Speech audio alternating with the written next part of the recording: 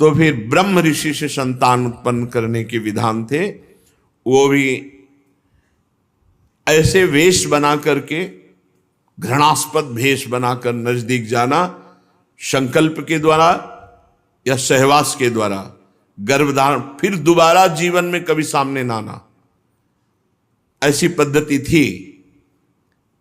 इसी पद्धति का रहस्य जानने वाली माता कुंती ने महाराज पांडु से कहा कि अब आपके द्वारा संतान तो हो नहीं सकती, क्योंकि शाप हो चुका है ऋषि का कि आप सहवास करेंगे तो मृत्यु को प्राप्त हो जाएंगे, तो आप आदेश करें, हम एक एक देवता को बुलाते हैं।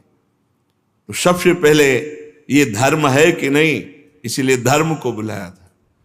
ऐसे ही भगवान व्यास देव जी द्वारा धृतराष्ट्र, पांडु और विदुर जी का प्रादुर्भाव हुआ इसी पद्धति से। तो इसी पद्धति से अंगिरा ऋषि से प्रार्थना की तो उन्होंने उनकी पत्नी से ब्रह्म तेज से संपन्न कई पुत्र उत्पन्न किए। यद्यपि ये सब रथीतर की भार्या से उत्पन्न हुए थे, इसलिए इनका गोत्र वही होना चाहिए था जो रथीतर का था, फिर भी अंगिरा ऋषि से प्रकट हुए इसलिए आंगिरस गोत्र के कहलाए। ये ही रथीतर वंशियों के प्रवर कुल में सर्वश्रेष्ठ पुरुष कहलाए, क्योंकि ब्रह्म ऋषि की संतान क्षत्रिय माता और ब्रह्म ऋषि पिता, इन दोनों के गोत्रों से इनका संबंध था। परीक्षित जी एक बार मनु जी के छींकने पर उनके नासिका से इक्ष्वाकु नाम का पुत्र उत्पन्न हुआ। छींकने से पुत्र उत्पन्न हो गया। ऐसे तपस्वी, ऐसे भजनानंदी महापुरुष मनु जी महाराज। इक्ष्वाकु नाम का पुत्र हुआ। इक्ष्वाकु से 100 पुत्र हुए। उनमें सबसे बड़े 3 थे, विकुक्ष, निमि और दंडक। परीक्षित उनसे छोटे 25 पुत्र आर्यावर्त के पूर्व भाग के और 25 पश्चिम भाग के तथा उपर्युक्त 3 मध्य भाग के अधिपति हुए। शेष 47 दक्षिण आदि अन्य प्रांतों के अधिपति हुए। एक बार राजा इक्ष्वाकु ने अष्टका श्राद्ध के समय अपने बड़े पुत्र को आज्ञा दी, विकुक्षे शीघ्र ही जाकर श्राद्ध के योग्य पवित्र पशुओं का मांस लाओ। वीर विकुक्षी ने बहुत अच्छा कहकर वन की यात्रा की और श्राद्ध के लिए शिकार किया। वो थक गया था, भूख भी लगाई थी, इसलिए ये बात भूल गए कि जो श्राद्ध के लिए शिकार किया उसे कभी खाना नहीं चाहिए, और उसने भूख के कारण खा लिया और बचा हुआ ला करके अपने पिता को दिया। इक्ष्वाकु ने अपने गुरुदेव से प्रोक्षण विधि से पवित्र करके श्राद्ध के लिए कहा, तो गुरुजी ने जो ही प्रोक्षण किया उन्होंने कहा, ये तो दूषित हो चुका है, पवित्र हो चुका है, श्राद्ध के योग्य नहीं है। गुरुजी के कहने पर राजा इक्ष्वाकु को अपने पुत्र की करतूत का पता चला। शास्त्र विधान का उल्लंघन करने वाले पुत्र को देश निकाला दे दिया। तदनंतर इक्ष्वाकु जी ने अपने गुरुदेव वशिष्ठ जी से ज्ञान विषयक चर्चा की। फिर योग के द्वारा शरीर का परित्याग करके उन्होंने परम पद प्राप्त किया। महाराज इक्ष्वाकु के देहांत हो जाने पर विकुक्षी अपनी राजधानी में लौट आए और पृथ्वी का शासन करने लगे। उन्होंने बड़े बड़े यज्ञों से भगवान की आराधना की और संसार में शशाद के नाम से प्रसिद्ध हुए। विकुक्ष के पुत्र हुए पुरंजय, उन्हीं को इंद्रवाह और ककुत्स कहते हैं। जिन कर्मों के कारण उनके नाम पड़े थे उन्हें सुनो। सतयुग के अंत में देवताओं का दानवों के साथ घोर संग्राम हुआ था। उसमें सब के सब देवता दैत्यों से हार गए। तब उन्होंने वीर पुरंजय को सहायता के लिए अपना मित्र बनाया।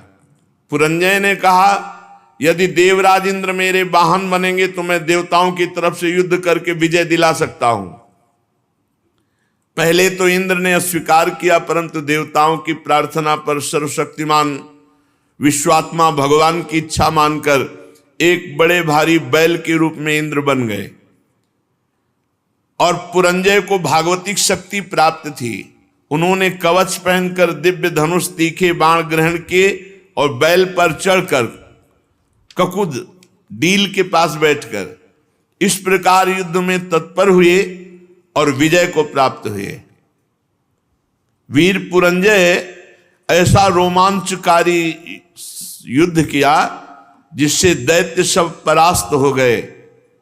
बाणों की मानो प्रलयंकारी वर्षा की, क्योंकि उनको भागवतिक शक्ति प्राप्त थी। रणभूमि छोड़कर सब भाग पड़े। पुरंजय ने नगर धन ऐश्वर्य सब कुछ जीत कर इंद्र को दे दिया। इसी से उन राजर्षि को पुर जीतने के कारण पुरंजय, इंद्र को वाहन बनाने के कारण इंद्रवाह, बैल के कुकुट पर बैठने के कारण ककुत्सद कहा जाता है। पुरंजय का पुत्र हुआ अनेना, उसका पुत्र पृथु, पृथु के विश्वरंदी, उनके चंद्र और चंद्र के महाराज युवनाश्व हुए। युवनाश्व के पुत्र हुए सावस्त, जिन्होंने सावस्तीपुरी बसाई। सावस्त के बृहदस्व और उनके कोलाश्व, ये बड़े बलवान थे। इन्होंने उतंक ऋषि को प्रसन्न करने के लिए 21,000 पुत्रों को साथ लेकर धुंध नामक दैत्य का वध किया। इसी से उनका नाम हुआ धुंधमार। धुंध दैत्य के मुख की आग से उनके सब पुत्र जल गए, केवल 3 ही बच रहे थे। परीक्षित बचे हुए पुत्रों के नाम थे दृढ़ाश्व, कपिलाश्व और भद्राश्व। दृढ़ाश्व से हर्यश्व और उनसे निकुंभ का जन्म हुआ। निकुंभ के बरहणाश्व और उनके कृशाश्व, कृशाश्व के सेनजित, सेनजित के युवनाश्व नामक पुत्र हुआ। महाराज युवनाश्व संतानहीन हुए, इसलिए बहुत दुखी होकर अपनी 100 स्त्रियों के साथ वन में चले गए। वहां ऋषियों ने बड़ी कृपा की और युवनाश्व से पुत्र प्राप्ति के लिए बड़ी एकाग्रता के साथ इंद्र देवता का यज्ञ कराया। एक दिन राजा युवनाश्व को रात्रि के समय बड़ी प्यास लगी। वो यज्ञशाला में गए तो देखा ऋषि जन सो रहे हैं।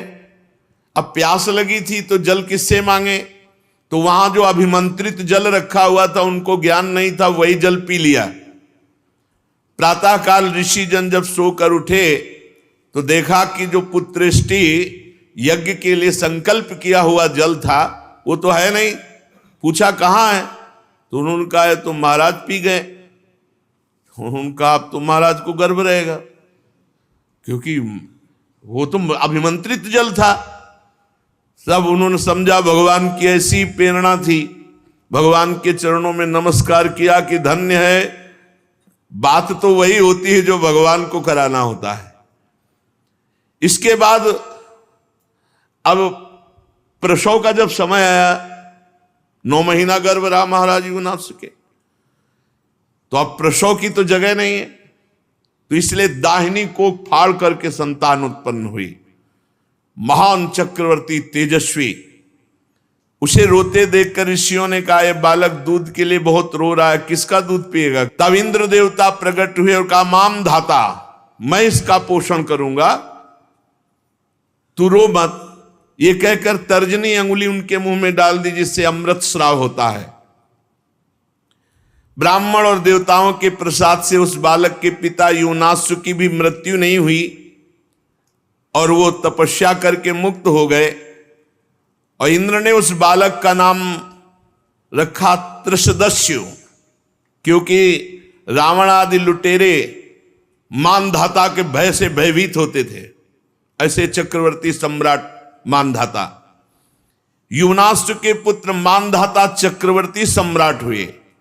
भगवान के तेज से तेजस्वी होकर अकेले ही 7 द्वीप वाली पृथ्वी का शासन किया।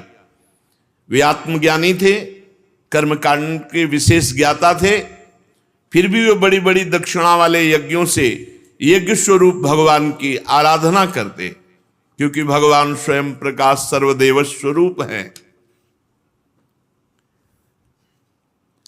परीक्षित, जहां से सूर्य उदय होता है और जहां से अस्त होता है वो सारा का सारा भूभाग युवनाश्व के पुत्र महाराजा धीराज मानधाता के अधिकार में था। राजा मानधाता की पत्नी शशबिंदु की पुत्री बिंदुमती थी। उनके गर्भ से 3 पुत्र हुए, पुरुकुत्स और दूसरे अम्बरीश, और महायोगी मुचकुंद। और इनके मुचकुंद जी की 50 बहनें थी। 50 ने अकेले सौभरी ऋषि को पति के रूप में वरण किया। परम तपस्वी सौभरी जी एक बार यमुना जल में डुबकी लगाकर तपस्या कर रहे थे, जल को स्तंभित करके। देख लो, ऐसे ऐसे महात्माओं को माया आकर्षित कर लेती है। अपने लोग तो एक डुबकी लगा के 1 मिनट भी नहीं रुक सकते, वो समाधि लगा लेते थे। जल को स्तंभित कर दिया और थल की तरह बैठे समाधिस्थ। महाराज सौभरी जी ने देखा कि एक मत्स्य मछली से क्रीड़ा कर रहा है, मैथुन सुख। उनके हृदय में आया कि ये मैथुन में तो सुख है, तभी तो एक छोटा सा जीव इतना आनंदित हो रहा है, तो मुझे ये सुख चाहिए। अब महान तपस्या के धनी सौभरी जी के मन में विवाह करने की इच्छा जग उठी। सीधे राजा मानधाता के पास गए। महल में 50 राजकुमारियां थीं। कहा कि एक भिक्षा में मुझे दो, मैं ब्याह करूंगा। अब बड़ी समस्या, शरीर से गंध आ रही, मछली जैसी, जल में समाधिस्थ, हड्डी हड्डी दिखाई दे रही। कौन राजकुमारी इनको पसंद करेगी? तो राजा ने कहा कि ब्राह्मण आपको जो कन्या पसंद कर ले उसे स्वीकार कर लो।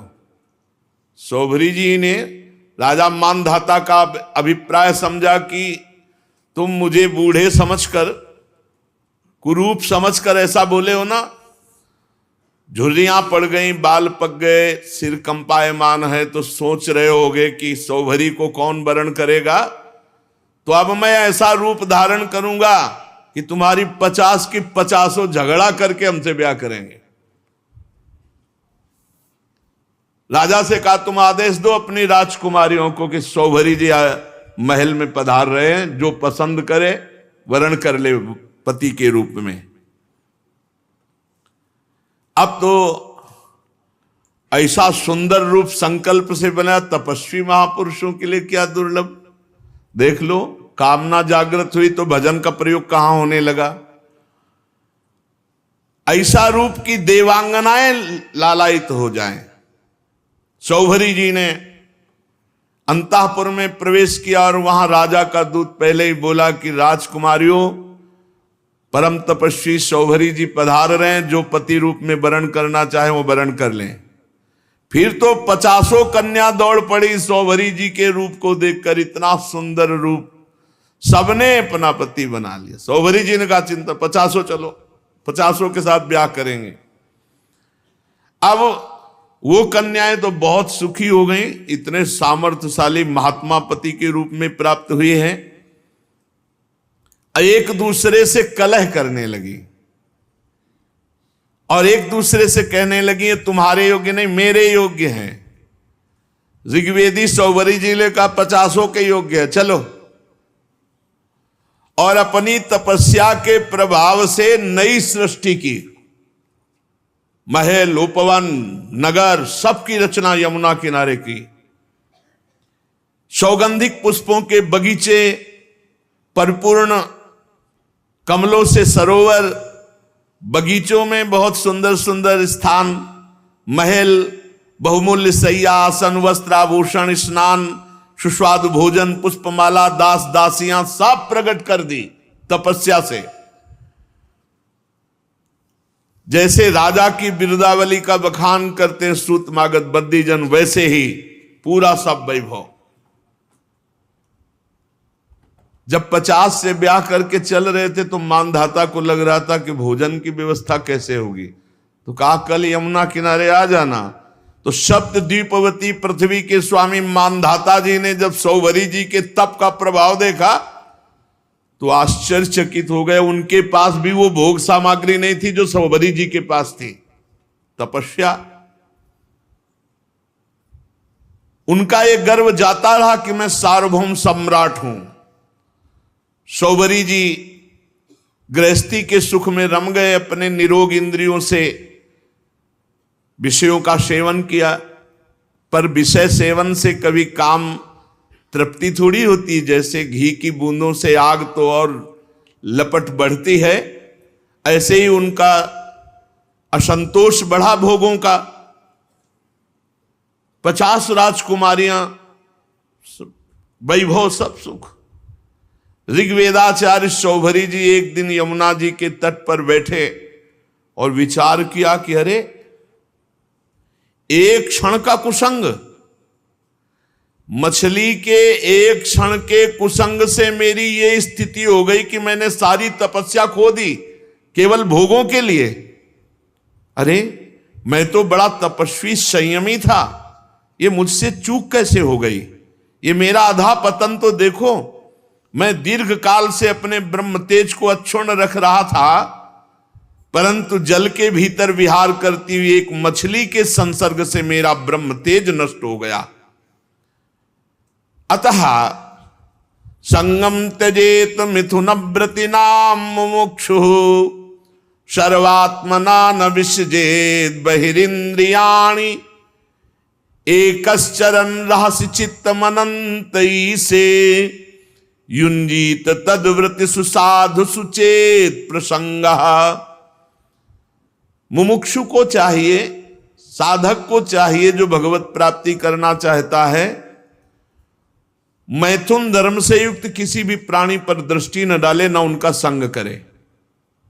चाहे पशु पक्षी ही क्यों ना मैथुन कर रहे हो, अचानक दृष्टि चली गई, नीचे करो और नाम जप करो, दोबारा उधर मत देखना। दोबारा देखा तो घटना घटेगी जीवन में, उसका संकल्प बनेगा, क्रिया में उतर जाओगे।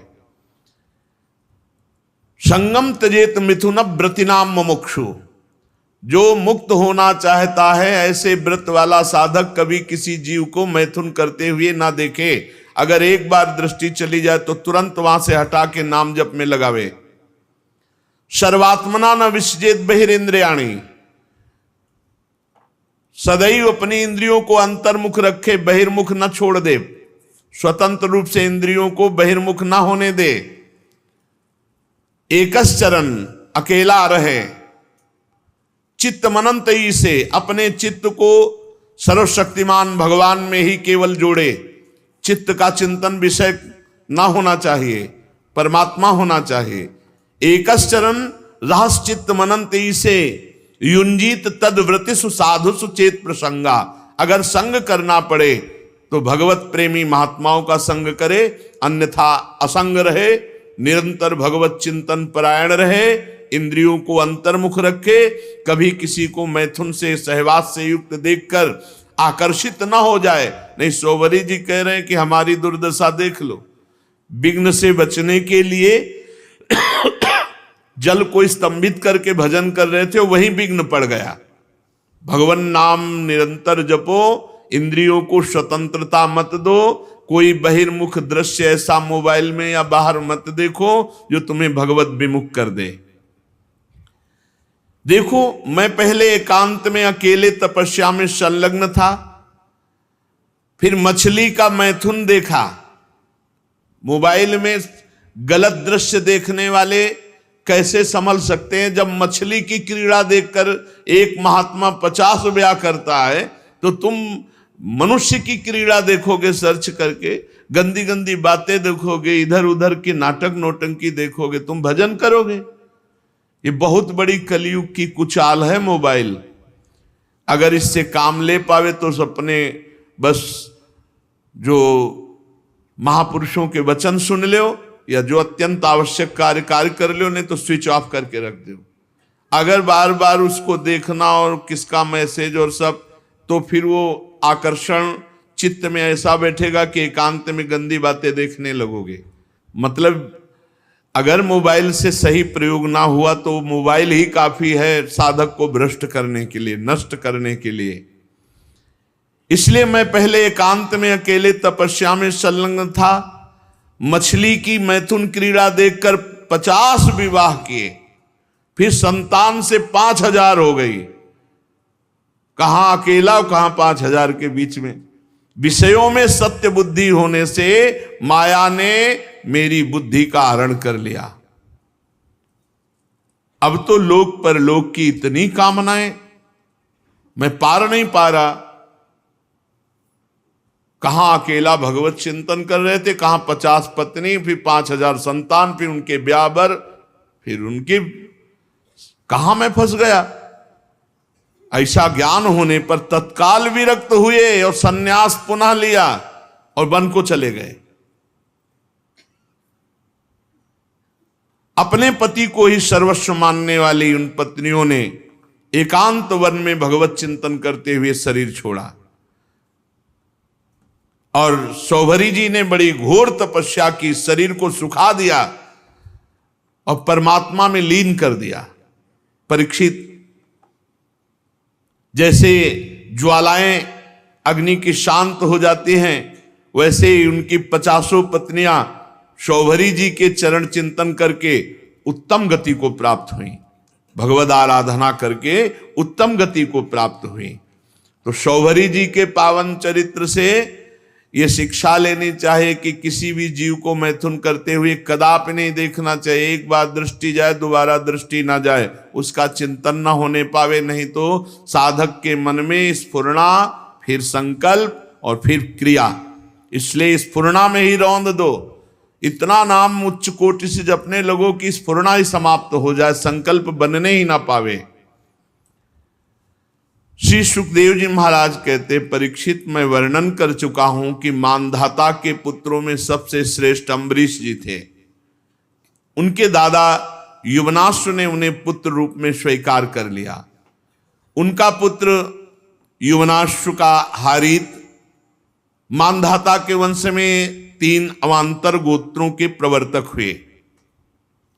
नागों ने अपनी बहन नर्मदा का विवाह पुरुकुत्स से कर दिया। नागराज वासुकी की आज्ञा से नर्मदा अपने पति को रसातल में ले गई और वहां भगवान की शक्ति से संपन्न होकर पुरुकुत्स ने वध करने योग्य गंधर्वों को मार डाला। इस पर नागराज ने प्रसन्न होकर पुरुकुत्स को वर दिया कि जो इस प्रसंग का स्मरण करेगा उसे सर्पों से कोई भय नहीं रह जाएगा। राजा पुरुकुत्स का पुत्र त्रिशदस्य था, उसके पुत्र हुए अनरण्य, अनरण्य के हर्यश्व, उसके अरुण और अरुण के त्रिबंधन, त्रिबंधन के पुत्र सत्यव्रत हुए। यही सत्यव्रत त्रिशंकु के नाम से विख्यात हुए। यद्यपि त्रिशंकु अपने पिता और गुरु के शाप से चांडाल हो गए थे, परंतु विश्वामित्र जी के प्रभाव से सशरीर स्वर्ग चले गए। जब देवताओं ने देखा अनाधिकारी तप के बल से स्वर्ग भेजा गया, तो वहां से ढकेल दिया और वे नीचे को सिर किए हुए गिर पड़े। परंतु विश्वामित्र जी के तपोबल से वो आकाश में ही स्थित है। न स्वर्ग मिला, न ये लोग बीच में टंगे हुए हैं। त्रिशंकु जी वे अब भी आकाश में लटके हुए हैं। त्रिशंकु के पुत्र थे हरिश्चंद्र जी। उनके लिए विश्वामित्र और वशिष्ठ एक दूसरे को शाप देकर पक्षी हो गए और बहुत वर्षों तक लड़ते रहे। हरिश्चंद्र के कोई संतान न थी, इससे वो बहुत उदास रहा करते थे। नारद जी के उपदेश से वे वरुण देवता की शरण में गए, उनसे प्रार्थना की कि प्रभु मुझे पुत्र प्राप्त हो। महाराज, मेरे वीर पुत्र होगा तो मैं उसी से आपका यजन करूंगा। वरुण देवता ने कहा ठीक है।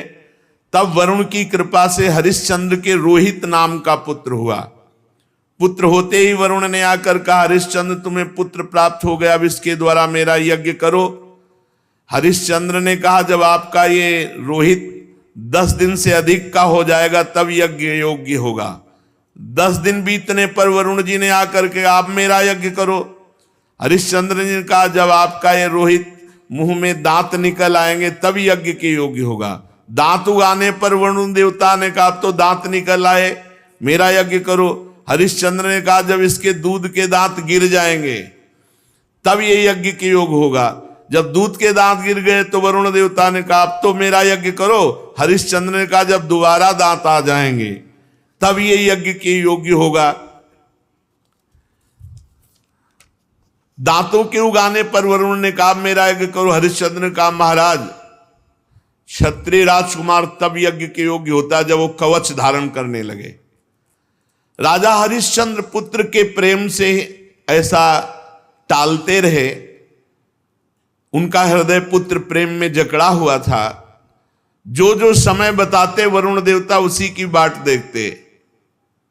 जब रोहित कुंवर को इस बात का पता चला कि पिताजी तो मेरा बलिदान करना चाहते हैं, तो अपने प्राणों की रक्षा के लिए हाथ में धनुष लेकर वन में चले गए।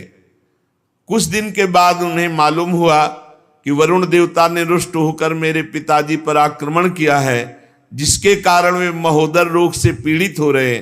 तब रोहित अपने नगर की ओर चल पड़ा, परंतु इंद्र ने आकर उसे रोक दिया। कहा, बेटा रोहित, यज्ञ पशु बनकर मरने की अपेक्षा है पवित्र तीर्थ और क्षेत्रों का सेवन करते हुए पृथ्वी में विचरण करना। इंद्र की बात मानकर वो 1 वर्ष तक और वन में ही रहे। इस प्रकार दूसरे, तीसरे, चौथे और 5वें वर्ष जहां जाने का विचार करते तो इंद्र देवता कोई न कोई रूप रख कर आते और उसे रोक देते। 6 वर्ष तक रोहित वन में ही रहे। 7वें वर्ष जब वो अपने नगर को लौटने लगे तो उसने अजीगर्त से उनके मंझले पुत्र शुनासेप को मोल ले लिया और उसे यज्ञ पशु बनाने के लिए अपने पिता को सौंपकर उनके चरणों में नमस्कार किया। तब परम यशस्वी श्रेष्ठ चरित्र वाले राजा हरिश्चंद्र ने महोदर रोग से छूटकर पुरुषमेध यज्ञ के द्वारा वरुण आदि देवताओं का यजन किया। उस यज्ञ में विश्वामित्र जी होता हुए, परम संयमी जमदग्नि जी ने अध्वर्यु का काम किया, वशिष्ठ जी ब्रह्मा बने, अयास्य मुनि सामगान करने वाले उद्गाता बने। उस समय इंद्र ने प्रसन्न होकर हरिश्चंद्र को एक सोने का रथ दिया। आगे चलकर मैं शुनासेप का महात्म वर्णन करूंगा। हरिश्चंद्र को अपनी पत्नी के साथ सत्य में दृढ़ता पूर्वक स्थित देकर विश्वामित्र जी बहुत प्रसन्न हुए। विश्वामित्र जी ने बड़ी कठोर परीक्षा ली हरिश्चंद्र जी की। एक दिन महाराज हरिश्चंद्र जी अपने राज्य के वन में भ्रमण कर रहे थे तो आवाज आई कुछ स्त्रियों की, रक्षा करो, रक्षा करो। महाराज हरिश्चंद्र ने विचार किया कि हमारे राज्य में कोई व्यभिचारी तो है नहीं जो ऐसा कर सके। उनके राज्य में कोई ऐसा नहीं था। बहुत कठोर शासन हरिश्चंद्र जी का।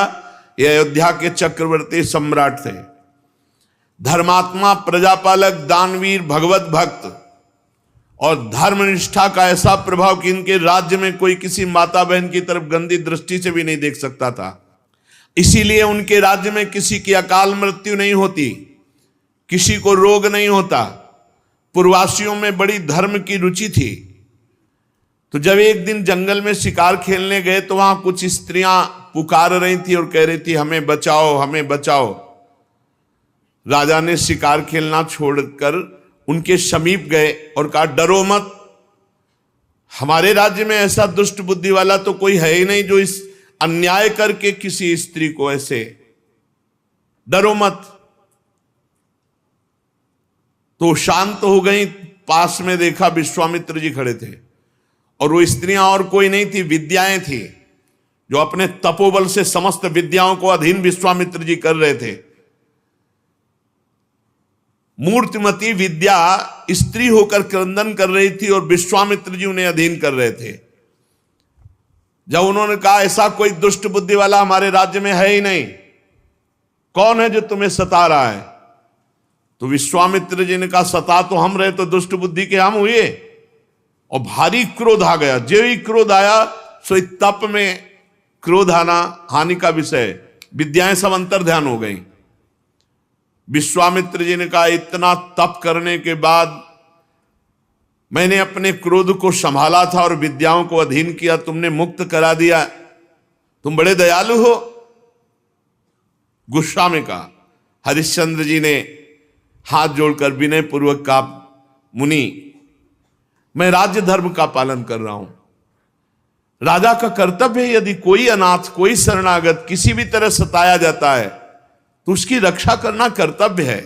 अच्छा, तो फिर मेरी भी रक्षा करो, मेरी इच्छा अनुसार दान करो। राजा ने कहा, आदेश कीजिए। तो उनका, इस समय तुम्हारे पास क्या है? घोड़ा, खजाने की चाबी, दो। दान ले लिया और कहा, दक्षिणा में हमें प्रचुर स्वर्ण चाहिए। का दिया, ठीक, चलो दक्षिणा दो। तो उनका खजाने तो पहुंचे, बोले मिथ्यावादी, जब खजाने की चाबी दे दी तो खजाना तेरा कैसे? हाँ ये बात तो है। और घोड़ा दे दिया तो जहां तक घोड़े की टाप गई सारा राज्य मेरा। बहुत दानी बनता है, बहुत उदार बनता है, विद्याओं की रक्षा करेगा तू, अब दे। तो उनका महाराज चिंता मत करो, हमारे राज्य में तो हमको कोई खरीदेगा नहीं, और वो राज्य अब आपका हो चुका है। इसलिए राजा ने विचार किया कि सभी शास्त्र पुराण कहते हैं काशीपुरी भगवान शंकर के त्रिशूल पर बसी है और उसके अधिपति देवाधिदेव महादेव हैं, अतः वो परम दिव्यपुरी में चल करके अपने आप को बेचना चाहिए, और जो बेचने से स्वर्ण मिले वो दक्षिणा में देना चाहिए। जो अभी चक्रवर्ती सम्राट थे, विश्वामित्र जी ने नंगे पैर निकाला राज्य से, और जाओ बिको और दक्षिणा दो। अब परम सुकुमारी रानी सेव्या, पुत्र रोहित काशी को चल पड़े। मार्ग में मुनि ने एक माया रची कि राजा रानी और रोहित तीनों को अत्यंत प्यास लगी, बहुत सुंदर जल की, मीठे जल की सृष्टि की, और आप बैठ गए ब्राह्मण के वेश में और कहा आओ पानी पी लो। बहुत आग्रह किया। राजा ने कहा मैंने मुनि को दान दिया है, दान की पूर्णता दक्षिणा से होती, जब तक दक्षिणा नहीं दे लूंगा पानी नहीं पीऊंगा। ऐसा कह के राजा आगे बढ़ गए। ब्राह्मण ने रानी और रोहित कुंवर से भी कहा कि जल पी लो। उन्होंने कहा नहीं, हम धर्मात्मा राजा की संतान हैं, हम उनकी पत्नी हैं, जब तक राजा अपनी दक्षिणा नहीं दे देते तब तक हम पानी नहीं पिएंगे। ब्राह्मण ने कहा झूठ, राजा तो जल पी गए, तुम लोग क्यों जल नहीं पियोगे? तो उन्होंने कहा कि वो परम स्वतंत्र हैं, वो पी सकते हैं, लेकिन जब तक वो मुझे आदेश नहीं करेंगे मैं नहीं पीऊंगा। और झूठ बोला था कि वो पी गए।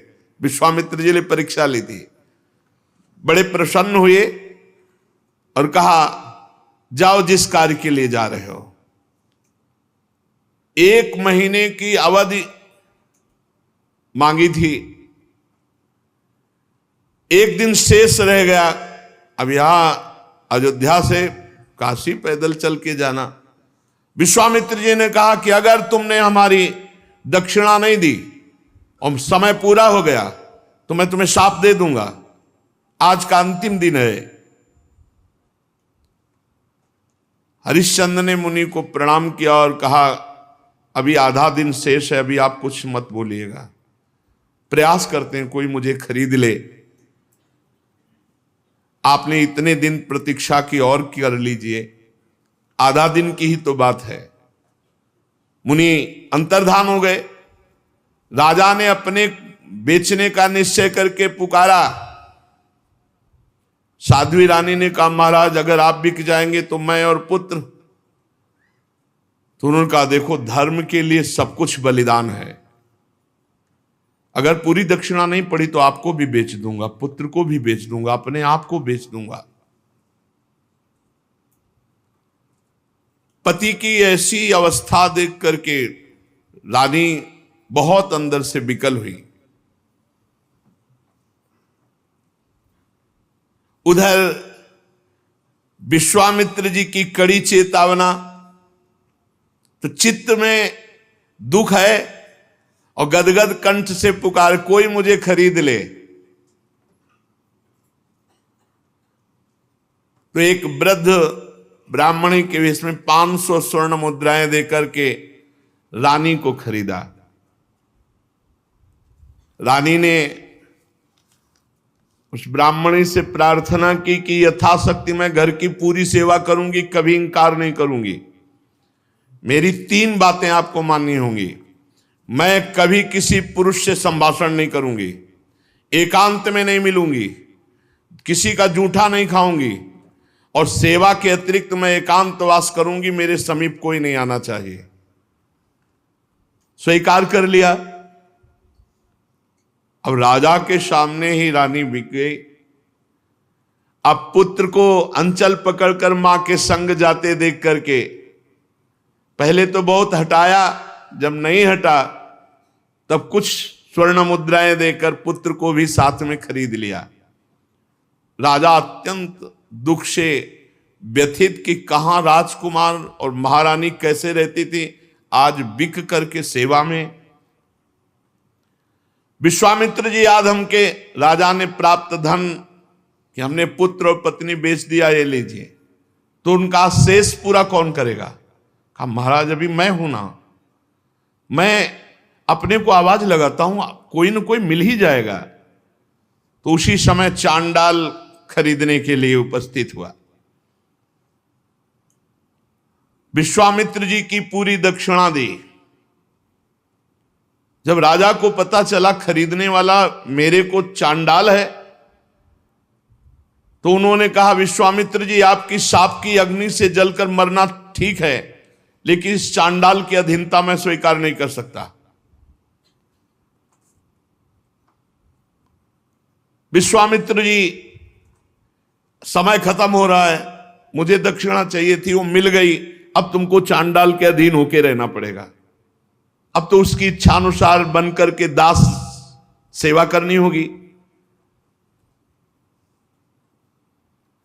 विश्वामित्र जी ने कहा 1 अरब स्वर्ण मुद्रा दी है, हरिश्चंद्र तुम्हारे को खरीद लिया इस चांडाल ने। बड़ी विडंबना, चक्रवर्ती सम्राट चांडाल के अधीन। उन्होंने कहा स्मशान में पहरा दो। रात्रि में स्मशान के पहरा में काम में लगा दिया। अब और दिन रात लाठी लिए हुए मरघट में सौदा करने वालों से कर वसूल करते। जहां सैकड़ों दासियां सेवा में रहती थी, वहां महारानी दासी बन करके ब्राह्मणी के यहां सेवा में झाड़ू लगाना, घर लीपना, जल भरना, ये सब। और राजकुमार रोहित को भी सेवा दी गई थी, पुष्प चयन करके लाओ। विश्वामित्र जी को इतने पे भी संतोष नहीं हुआ। चांडाल की आज्ञा से नादों में जल भरते थे और विश्वामित्र जी उन नादों को फोड़ देते। जब जल बह जाता तो चांडाल आकर बहुत तिरस्कार करता हरिश्चंद्र का, हाथ जोड़े सर झुकाए खड़े रहते हरिश्चंद्र। एक दिन पुष्प चयन करने के लिए संध्या के समय राजकुमार रोहित गया तो वहां सर्प ने डस लिया। तत्काल प्राणांत हो गया बालक का। अब महारानी जिस पुत्र का मुख देखकर जीवित थी, वो पुत्र विधाता ने छीन लिया। दुख पे अपार दुख। रात्रि का घोर अंधकार, आकाश में मेघ आच्छन्न है। अकेली पुत्र के शव को लोग लेकर रोती हुई जा रही हैं, वहां कोई साथ नहीं, कोई ब्राह्मणी साथ नहीं है। श्मशान में पहुंची। हरिश्चंद्र जी ने देखा, अरे ये हालत हमारी पत्नी की धर्म के लिए, लेकिन मैं जब बिक चुका हूं तो अपने धर्म से नहीं हटूंगा। रानी विवश में ही रात में सौ लेकर श्मशान जब गई तो वहां बहुत जोर के रोती हुई हरिश्चंद्र से कहा कि तुम्हारा पुत्र पधार गया है, सर्प ने काट लिया है। हरिश्चंद्र बोले श्मशान के स्वामी का पहले कर दो, फिर आपके लिए बिक गई हूं, आपके लिए बिकी हूं पुत्र के सहित। तो पुत्र पधार गया है, हमसे कह रहे हो कर दो, कहां से दूं, क्या है हमारे पास। अयोध्या नरेश चक्रवर्ती सम्राट महाराज हरिश्चंद्र वज्रपात मानो हो गया हो, लेकिन हिले नहीं, अपने धर्म में रहे। उन्होंने कहा कि तुम कल्पना भी नहीं कर सकती हो कि हरिश्चंद्र का हृदय इस समय कैसा है। देवी, आज्ञा का पालन, अपने स्वामी को कर दिए बिना यहां हम सौदाह या प्रवाह नहीं होने देंगे। तुम अपने धर्म का पालन करो और मैं अपने धर्म का पालन करूंगा। देखो तुम तनिक भी डिगना नहीं, भारी से भारी संकट आने पर भी तुम अपने धर्म में स्थित रहना, धर्म तुम्हारी रक्षा कर लेगा। सौ ढकने के लिए कोई वस्त्र तो था नहीं, तो अपने जो शरीर में वस्त्र था उसके पहला ही टुकड़ा करके लपेट कर लाई थी। पतिव्रता ने दूसरा उसी कपड़े का जैसा हिस्सा फाड़ा और कहा कि ये कर के रूप में ले लो। जे ही उन्होंने लिया तो विश्वामित्र जी प्रकट हुए और कहा आपने वो करके दिखाया, कोई मैं एक महात्मा के वचनों का पालन करने के लिए या धर्म के पालन के लिए इस तरह अपने जीवन को, राज्य को, परिवार को। उसी समय जो चांडाल ने खरीदा था वो प्रकट हुए और कहा जानते हो मैं मूर्तिमान धर्म हूं, तुम्हें दास कौन बना सकता है। जो धर्मात्मा पुरुष है उसको किसी की त्रिभुवन में ताकत नहीं कि उसे दास बना सके। साक्षात धर्म ने ही चांडाल रूप होकर के खरीदा था। साक्षात अंबा अन्नपूर्णा ने ही, जो ब्राह्मणी के वेश में थी, वो कुंवर को और रानी को खरीदा था। देवराज इंद्र ने अमृत की वर्षा की, रोहित कुंवर जीवित हो गए।